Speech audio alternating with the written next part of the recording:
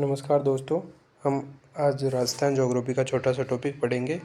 और राजस्थान के ज्योग्राफी के जो छोटा सा टॉपिक है उसमें हम पहला ही टॉपिक पढ़ेंगे, राजस्थान की उत्पत्ति। राजस्थान शब्द की उत्पत्ति नहीं, ये जो राजस्थान का भौगोलिक प्रदेश है, इस भौगोलिक प्रदेश की उत्पत्ति कहाँ से हुई है। तो भौगोलिक प्रदेश की उत्पत्ति, राजस्थान की भौगोलिक प्रदेश की इस उत्पत्ति को पढ़ने से पहले हम पढ़ेंगे भारत, और भारत से भी पहले हम पढ़ेंगे किसको, विश्व को। तो विश्व में प्राचीन काल में दो ही भूभाग थे, एक तो स्थल भाग और एक जलीय भाग। स्थल भाग को पेंजिया कहा गया और जलीय भाग को पेंथालासा कहा गया। पेंजिया के ही फिर बाद में दो टुकड़े हुए, एक उत्तर की भाग की ओर अंगारा लैंड और दक्षिण भाग की ओर गोंडवाना लैंड, और बीच में जो जलीय भाग बना उसे हमने कहा है तेतीस सागर। क्या कहा है? तेतीस सागर। अंगारा लैंड से जैसे उत्तरी अमेरिका, अंगारा लैंड से उत्तरी अमेरिका, यूरोप और उत्तरी एशिया का निर्माण हुआ। गोंडवाना लैंड से दक्षिण अमेरिका, अफ्रीका, दक्षिणी एशिया, ऑस्ट्रेलिया और अंटार्कटिका का निर्माण हुआ। बीच में जो ये तेतीस सागर किनके बीच में था? तो अंगारा लैंड और गोंडवाना लैंड। अब हम आगे बढ़ेंगे, जैसे तेतीस सागर में कौन सा मलबा था, उससे किसका निर्माण हुआ, जैसे आगे की स्लाइड में पढ़ेंगे। जैसे मैंने ऊपर बताया था कि अंगारा लैंड से अंगारा लैंड से जैसे ये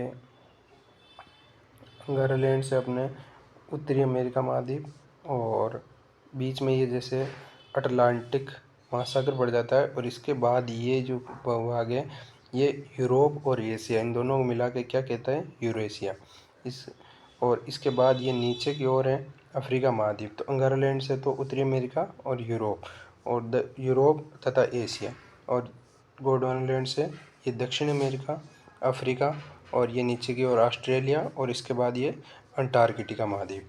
अब ये जो अफ्रीका था, इसी से हमारा प्रायद्वीपीय भारत जैसे अपने भौगोलिक स्थिति के आधार पर यहाँ के अनुमान लगाया जाता है कि यहाँ से टूट कर आया। और ये जो प्रायद्वीपीय हिस्सा था ये उत्तर की ओर खिसकता है, और उत्तर की ओर इसको कौन सा क्षेत्र मिलेगा?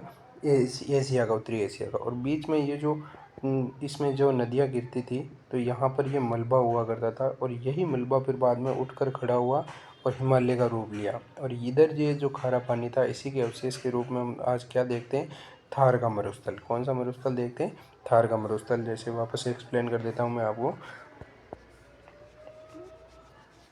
ये जो आप थार का मरुस्थल देखते हो, ये प्रायद्वीपीय भारत, जैसे अभी ये भारत बना देता हूँ मैं नीचे, थोड़ा सा आप समझ लो इसको। जैसे ये जो उत्तरी हिस्सा है, यहाँ पर तो मिला हिमालय, और ये जो बीच का क्षेत्र था मैदानी क्षेत्र, और यहाँ पर ये थार का मरुस्थल, ये इसी मरुस्थल में ये जो खारेपन का अवशेष मिलता है, ये महासागरीय अवशेष है। तो इस प्रकार आपने देखा कि ये जो पूरा भारत दिखाई दे रहा है आपको, ये थोड़ा छोटा सा मैं बना पा रहा हूँ तो इसको, ये जो पूरा भारत आपको दिखाई दे पा रहा है, और इसका निर्माण किस किस से हुआ? तो उत्तर की ओर तो हिमालय, ये मलबे से निर्मित हुआ। और ये बीच का जो उत्तरी मैदान और ये जो क्षेत्र था, ये किससे निर्मित हुआ? महासागरीय क्षेत्र से। और ये जो बाकी बचा जो क्षेत्र, जैसे कलर चेंज करके बता रहा हूँ, ये जो प्रायद्वीपीय भारत वाला नीचे से जो हिस्सा आया, ये किसका भाग है? गोंडवाना लैंड का।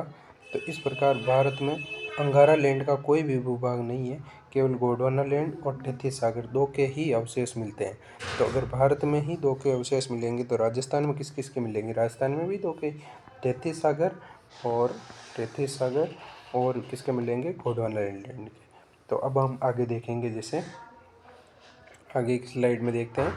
हाँ, तो हम यहाँ देखेंगे राजस्थान का निर्माण दो ही भूभाग से हुए, एक तो गोंडवाना लैंड से और एक तेतीस सागर से। गोंडवाना लैंड से अरावली और हाड़ौती, गोंडवाना लैंड से अरावली और हाड़ौती, और तेतीस सागर से अपना मरुस्थल और मैदानी क्षेत्र। जैसे अरावली राजस्थान का प्राचीनतम भौगोलिक प्रदेश माना जाता है, और मैदान को राजस्थान का नवीनतम भौगोलिक प्रदेश माना जाता है। जैसे अरावली हाड़ौती भारत के प्रायद्वीपीय पठार का हिस्सा है, जो किससे? गोंडवाना लैंड से। मरुस्थल और मैदान भारत के उत्तरी विशाल मैदान का हिस्सा है, जो किससे? तेतीस सागर के अवशेष हैं। धन्यवाद। ऐसे ही ज्योग्राफी के इंटरेस्टिंग टॉपिक देखने के लिए कि हमारे यूट्यूब चैनल को सब्सक्राइब कर ले और बेल आइकन को दबा ले। धन्यवाद दोस्तों। Thanks for watching video.